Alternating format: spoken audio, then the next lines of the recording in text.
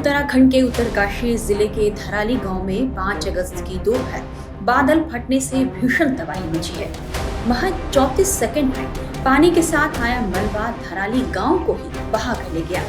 इस प्राकृतिक आपदा में 4 लोगों की मौत की पुष्टि अब तक हुई है और 50 से अधिक लोग लापता हैं।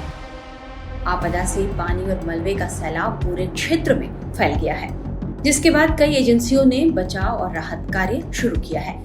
अभी भी कई लोगों के मलबे में दबे होने की आशंका है, लिहाजा भारतीय सेना, आईटीबीपी, एसडीआरएफ, एनडीआरएफ और स्थानीय लोग सभी मिलकर हर एक जान को बचाने के लिए जी जान से जुटे हैं। हालांकि मौसम खराब होने की वजह से ऑपरेशन को चलाने में दिक्कतें आ रही हैं। रेस्क्यू ऑपरेशन कैसे चल रहा है और मौसम की वजह से क्या परेशानी आ रही है, एनडीआरएफ और आईटीबी की तरफ से इस बारे में जानकारी दी गई है। लोगों को अभी तक दबे होने की आशंका है। देखिए, जो अभी हमारे पास सूचना मिली है, तकरीबन 150 लोगों को सुरक्षित स्थानों पर पहुंचाया गया है। अभी जो इन्फॉर्मेशन आ रही है कि 4 डेड अभी रिकवरी हुई है और 100 से ज्यादा लोग बताए जा रहे हैं कि हताहत हो सकते हैं, मिसिंग हैं।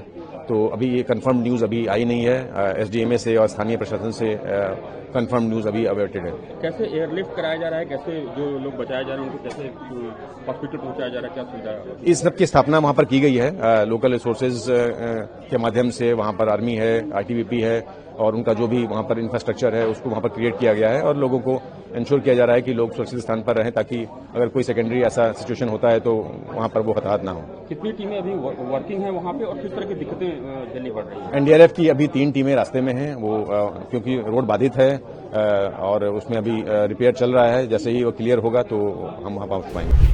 देखिए, आईटीबीपी जो धराली में है, हमारी 2 बटालियन है वहां पर, 12 बटालियन और 35 बटालियन।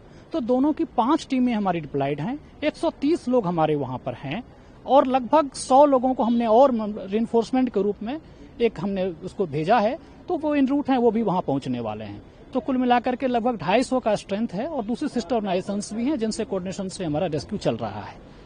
कितने लोगों को अभी तक बचाया जा चुका? कोई डेड बॉडी भी आप लोगों ने रिकवर की थी, उसके बारे में भी? हाँ, आज सुबह एक डेड बॉडी हमने रिकवर किया है और इसके अलावा 100 से अधिक लोग, जैसा आप देख रहे हैं, 100 से अधिक लोगों को रेस्क्यू कर लिया गया है और एक डेड बॉडी हमारी अभी रिकवर हुई है। आज चूंकि हमारे पास हमने कम्युनिकेशन भी सेटअप कर लिया है, पहले कम्युनिकेशन सेटअप नहीं था तो उससे एक दिक्कत हो रही थी। और आप जानते हैं कि वहां पर वो वेदर जो है काफी इंक्लीमेंट है, काफी खराब है, लगातार बारिश हो रही है, ऐसे में दिक्कत आती है। और मैन पावर होने पर भी अगर आपको इक्विपमेंट नहीं है, टूल्स उस तरह के मोबिलाइज नहीं हो पाते हैं तुरंत, तो थोड़ा सा हम वेट करना पड़ता है। अब क्या है कि अब इक्विपमेंट वगैरह मिले हैं तो अब हो सकता है कि हम देखेंगे कि ये जो रेस्क्यू ऑपरेशन है इसमें तेजी आएगी।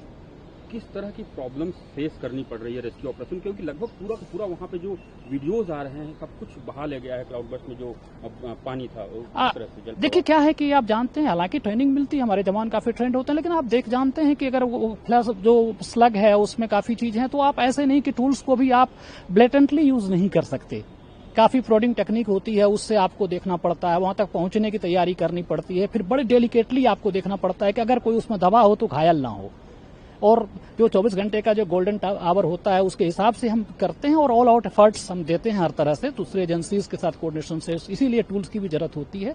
तो काफी एक सेंसिटिव मामला होता है, लेकिन चूंकि हमारे वीर्स भी ट्रेंड होते हैं तो उन्होंने इसको कर रहे हैं। वो सब ऐसा अभी तक अनुमान लगाया जा रहा है कि लगभग 60 से ज्यादा लोग अभी भी दबे होने की आशंका है। अभी आईटीबीपी चूंकि प्रेजेंट है स्पॉट पे, तो क्या आप लोगों की क्या एस्टिमेट है अभी तक? देखिए, इस पर अभी एक एस्टिमेशन है, एस्टिमेशन पर मैं बात नहीं कर पाऊंगा। ये एक एस्टिमेशन है कि कितने लोग होंगे, लेकिन इतना तय है कि जो भी लोग दबे हुए हैं, गॉड फॉरबिड, और लेकिन अगर वो ठीक हैं, अभी तक जो उनके पास अंदर जान होगी, तो हमारी टीम जो है, सारी एजेंसी जिस तरह से काम कर रही है, तो आप अच्छा न्यूज सुनेंगे शाम तक। किस तरह से लोगों को इवैक्यूएशन, जो आपने बताया कि 100 से ज्यादा लोगों को इवैक्यूएट कर चुकी है अभी आईटीबीपी, तो उनको एयरलिफ्ट कैसे किया जा रहा है, हॉस्पिटल कैसे? देखिए, क्या है कि हमारे जो वहां पर बीओपीज हैं, हम उसको भी यूज करते हैं। 35 बटालियन माई डंडा की बीओपी जैसे कोपांग है। कल की ही बात करें तो हमने 20 लोग जो मेडिकली ज्यादा इंजर्ड थे तो उनको हमने वहां लिया और वहां पर जो हमारे स्पेशलिस्ट डॉक्टर्स हैं और जो भी हमारी चीजें हम उनको ट्रीट करते हैं। साथ में कुछ लोगों की स्थिति थोड़ी सी क्रिटिकल थी तो उनको इवैक्यूएशन के लिए किया गया। हेली सुविधा कल तक हमारे पास उस तरह से नहीं थी, लेकिन आज हमारे जैसे डीजी साहब हैं और हमारे आईजी हैं, तो ये लोग काफी लगातार प्रयास कर रहे हैं कि हम उसको भी कोऑर्डिनेट कर लें और अधिक हम कैसे अधिक से अधिक लोगों तक अपनी सुविधा पहुंचा सकें, अधिक से अधिक लोगों के हम काम आए, हम इसके लिए प्रयास कर रहे हैं। एक और इससे जुड़ा क्वेश्चन रहेगा कि कितने जो बिल्डिंग इंफ्रास्ट्रक्चर थे, कितने घरों को लगभग वो क्लाउडबर्स्ट में तबाही हुई है और बहा ले गया है पूरा का पूरा जो फ्लैट। देखिए, मैं इसके लिए बहुत कॉम्पिटेंट आदमी अभी नहीं हूं, क्योंकि डाटा हमारे पास नहीं है, तो इस पर कितनी बिल्डिंग है इसके बारे में अभी कमेंट करना ठीक नहीं होगा। काफी बड़े पैमाने पर नुकसान हुआ है। धराली में मौसम किस तरह चुनौतीपूर्ण बनी हुई है और धराली की घटनास्थल तक पहुंचने में हमारे संवाददाता अभिषेक सिन्हा को किस तरह की दिक्कतें आ रही हैं, ये ग्राउंड रिपोर्ट देख लीजिए। देखिए, धराली के रास्ते में कितने संघर्ष करना पड़ रहा है रास्ते तक पहुंचने तक, जहां ये पूरा इंसिडेंट हुआ है। हम वहां जाने के लिए रिपोर्ट दिखा रहे हैं आपको लगातार। देखिए मेरे पीछे ये किस तरह से पूरा मलबा सड़क पर आके घिर गया है। इसकी वजह से हम पिछले 5 घंटे से यहाँ फंसे हुए थे।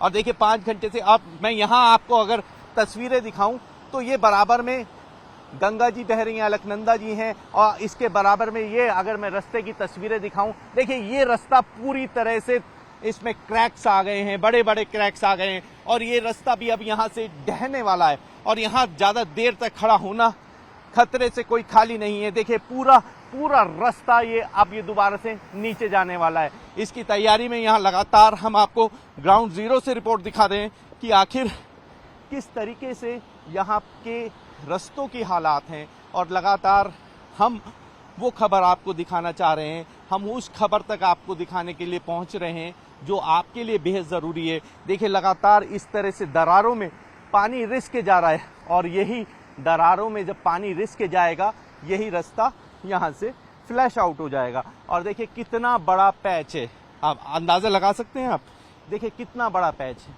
पूरे पहाड़ का जैसे मानो यहीं पर आके खड़ा हो गया हो। और ये रास्ता धराली की तरफ जाता है, और धराली में बेहद बुरे हाल है। सेना के जवान लगातार संघर्ष कर रहे हैं। ये वाला हिस्सा पैच की अगर हम बात करूं तो ये पैच अभी कुछ ही देर में ये गिरने की स्थिति में आ चुका है, बिल्कुल, और गिरने की स्थिति में। और पूरा जो हाईवे है, हाईवे का एक पूरा 100 मीटर के आसपास का जो पैच है ये पूरी तरह से नेस्तनाबूद हो चुका है।